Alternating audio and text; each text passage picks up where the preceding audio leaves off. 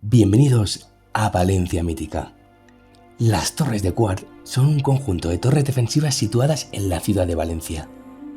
Estas torres son un importante vestigio de la época medieval y han sido testigos de numerosos eventos históricos a lo largo de los años.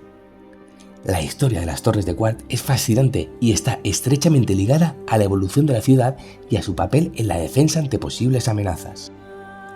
Las Torres de Quart fueron construidas entre los años 1441 y 1460, durante el reinado de Alfonso el Magnánimo, monarca de la Corona de Aragón.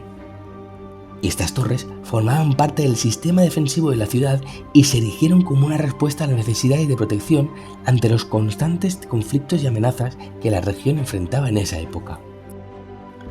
El diseño de las Torres de Quart es de estilo gótico y su arquitectura presenta una apariencia imponente y fortificada.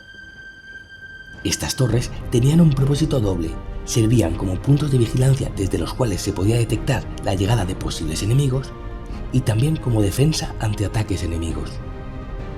En aquel entonces, Valencia era una ciudad importante en el Reino de Valencia, y su posición geográfica la convertía en un objetivo estratégico para diversos poderes en conflicto.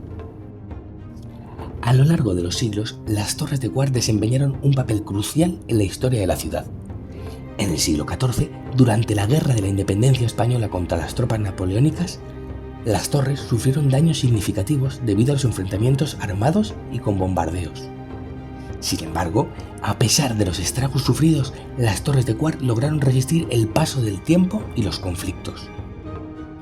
Con el tiempo, la función defensiva de las torres fue disminuyendo a medida que avanzaban las técnicas y tecnologías militares.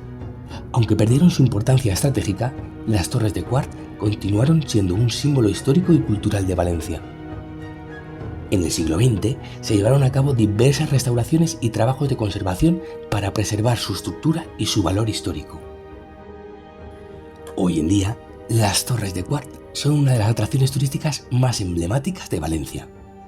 Los visitantes pueden explorar su interior y ascender hasta la parte superior para disfrutar de una vista panorámica de la ciudad. Además de su valor arquitectónico, las Torres de Quart son un recordatorio tangible de la rica historia de Valencia y de su resistencia a lo largo de los años frente a desafíos diversos. Valencia Mítica.